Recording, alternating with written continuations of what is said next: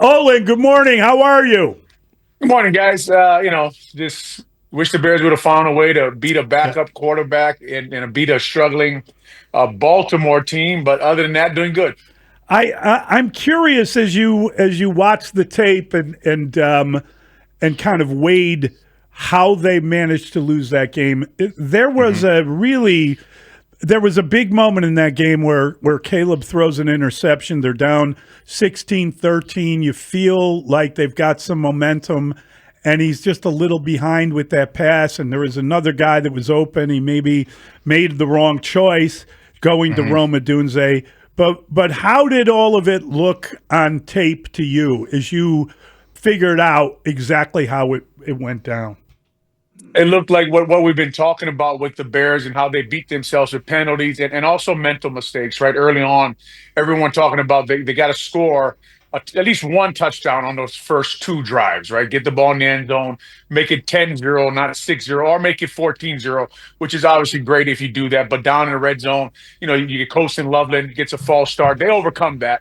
Caleb converts a really nice third down there. But also, there's a mental mistake down there on second down on an inside zone run play. They let the nose guard go free, Travis Jones, and you just can't have a nose guard in the middle of a line. You try to run inside zone, and they go free. So, got to find a way to get the ball in your playmaker's hands. Find some design, some way. Either Caleb's legs on zone reads, or Colston Loveland, or Roma Dunze, or all these players that we have. Some way to get the ball in the end zone. DJ Moore, right? Some way to get that to 10-0 on the road. Make that team panic a little bit, maybe make them press and make the big mistake. But then you go to the interception, and there's a first of all is the punt, right? The really good punt by the Baltimore Ravens punter, put them on the 4 yard line, which is kind of what our plan is supposed to be with our drafted punter, Torrey Taylor. And then you're talking about, first of all, we don't get much yards on first down on a run play called.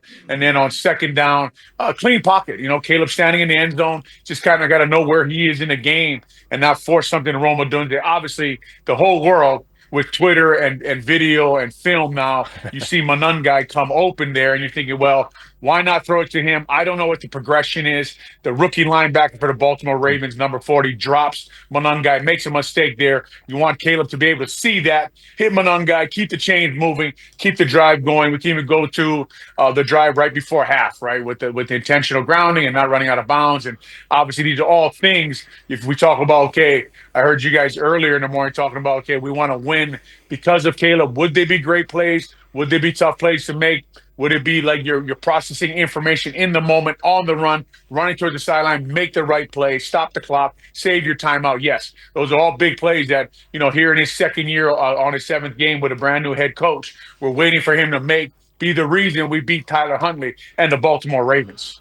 Yeah, Olin, I wonder because I still believe. I wonder if you think this is accurate or valid or not. Because I still believe that Caleb Williams can be that guy that you win because Hmm. of, and can take you where you want to go and what you envisioned when you drafted him. But I also think that to do that, he's got to master the details. He's got to do the little things that, as you described, make a big difference. And I just don't think he's there yet. He doesn't anticipate things the way you would want him to be. The intangibles seem to be lacking for whatever Hmm. reason. And is that too much to ask for a young quarterback to be able to do all of those little things? It's a lot to ask for a young quarterback to know all those little things in his, I mean, we're not even midway through, or we're right about midway through his second season with a brand new head coach, brand new quarterback coach in TJ Barrett, and a brand new offensive coordinator in Declan Doyle. But these are the things you ask for the number one pick of the draft. These are the things you ask when you go on the road on a 4 game run where you're winning on a win streak and you got to put the ball in somebody's hands. And that's why you take him number one in the draft. So I think it both can be true, right, David? We say that a lot on air right now on radio is like, okay, we understand why you're not making the plays yet, but we do expect them out of you, right? We do want you at some point at the end of the first half to be Superman and make the exact right plays. So we know Cairo Santos can, all of us are sitting there like, well, he can't reach from 58 yards. So why do we do this May Day field goal, right? And Caleb did a nice job explaining a little bit about what happened on the intentional grounder, right? He said Colston Loveland had an option route there.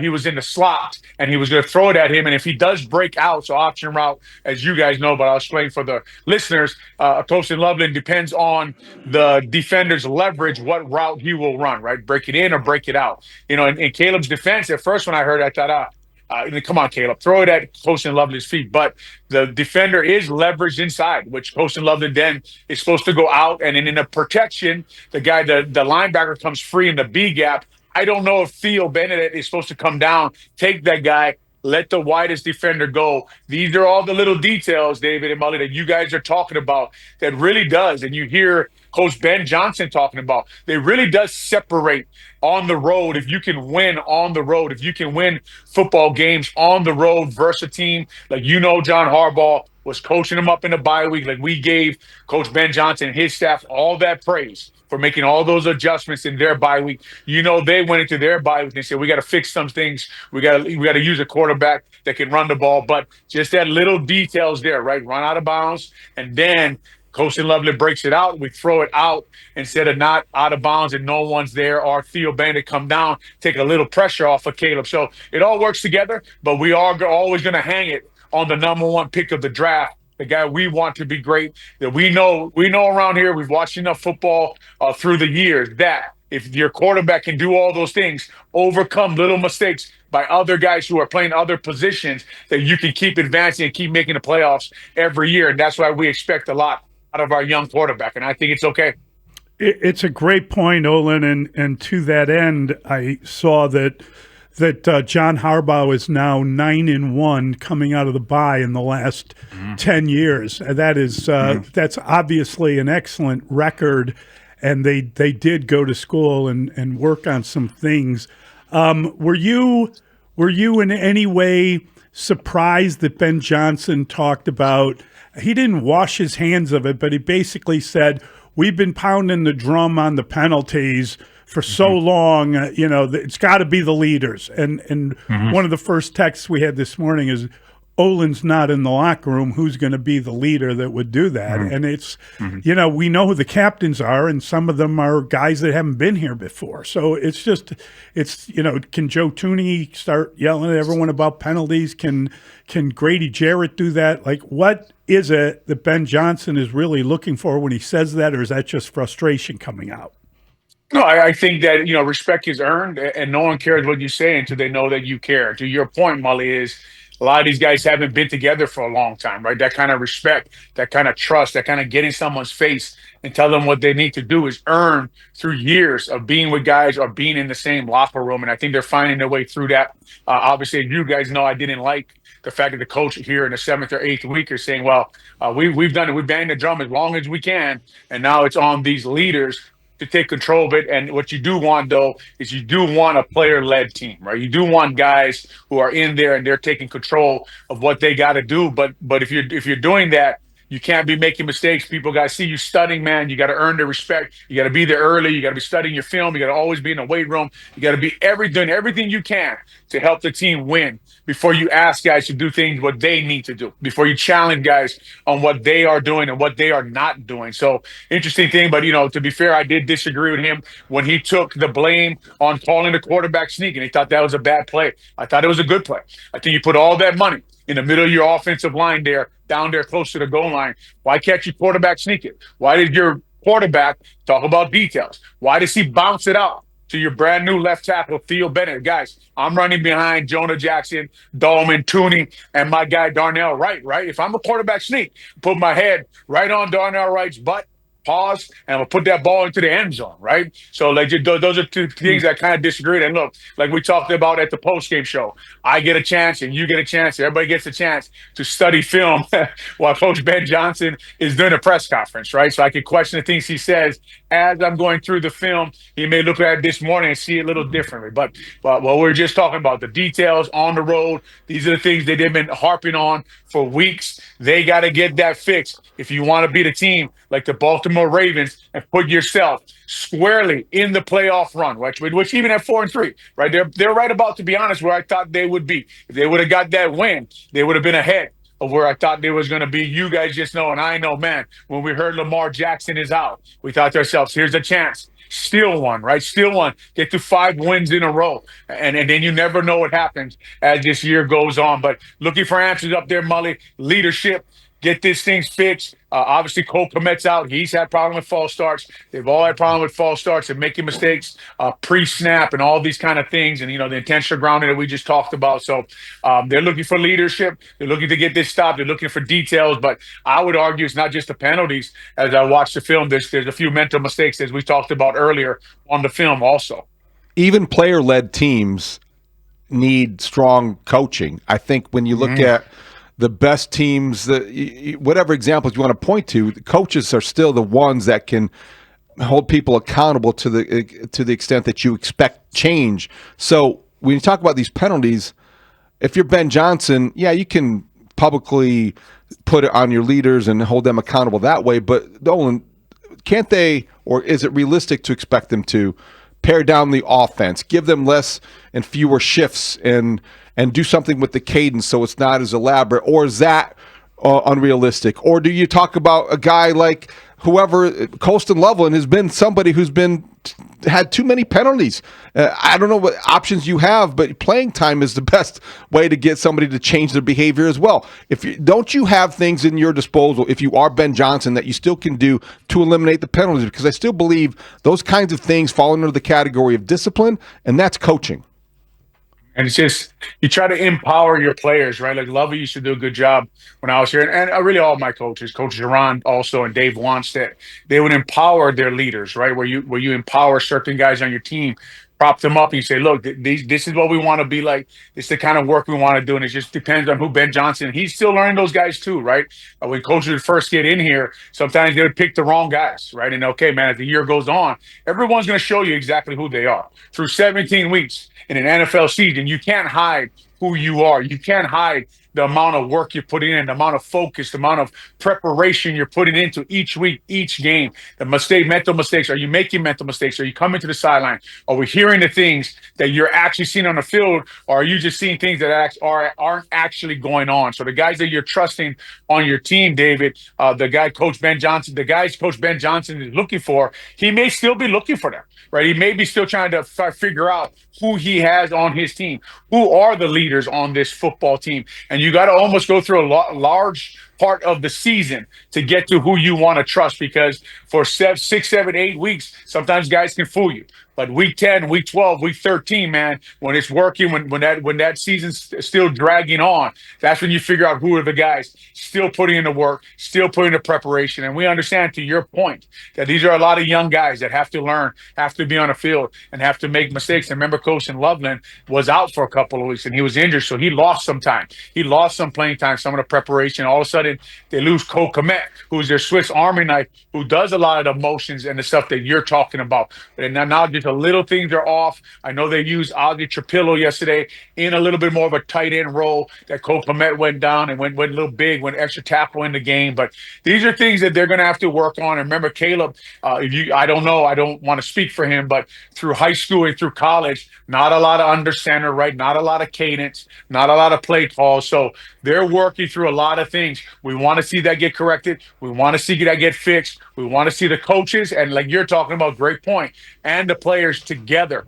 got to fix this. A couple of the leaders and the coaches, who's going to help us get these guys moving in the right direction, is what Coach Ben Johnson is talking about there. And it's just frustration on the podium after the game, because it's like, man, we've been fixing this. We've been saying this, right? And there's a saying, a good high school coach I coached with up there at Carmel Catholic, who's having a great year with Jason McKee, and their young quarterback, Coach Scott Steiner, used to say, man, if everything's a problem, nothing's a problem. By that, he means if you're always yelling about the same thing, guys start to tune you out a little bit. So maybe Coach Ben Johnson's talking about, look, man, we need someone else to say these things, to emphasize the little details in practice, because obviously we keep yelling the same things and no one's listening anymore.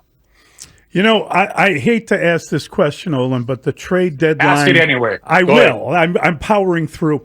But the trade deadline is November 4th. You look at the Bears and their secondary in particular. We know that Smith got hurt early. He's out for the year. We know that that Jalen Johnson gets hurt, he's out for the rest of the year, or maybe he could come back for the playoffs, whatever. You know that you're going to be without a guy for the next 3 weeks in the injured corner that went to a school out on out east. Yes, I was joking about your connection to him, but I think that you look at Tyreek Stevenson, he might miss another game. I don't know how you're going to defend these guys. The whole world needs a corner. I understand it would cost a fortune. And by the way, Braxton Jones, who you thought might be a guy, or at least was listed as a guy who might have value if he's not going to be around, he's on IR as well. And it's just the very fact that he's on IR means you couldn't trade him by November 4th. Would you trade anyone or any picks, or is it just not the time to contemplate how to fix the secondary beyond sort of a scrap heap signing?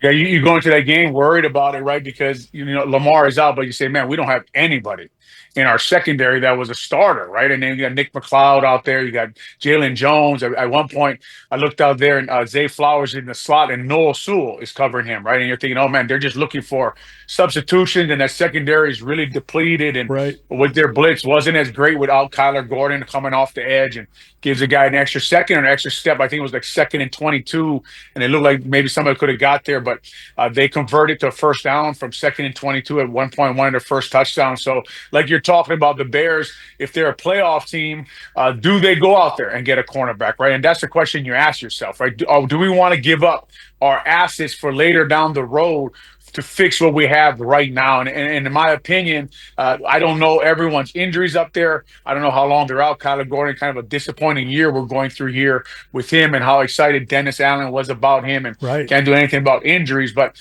I guess my quick answer would be, I don't know. I would say no. I wouldn't give up my assets right now to go out there and get a player who would make a difference, right? I don't want to give up a 1st or a 3rd round pick for later down the road. We just talked about how young this team is, how much they have to work through, where they have to get, and then you just lost that game yesterday, and you're talking about a playoff run and a championship run, right? We're trying to make a playoff and a championship run here.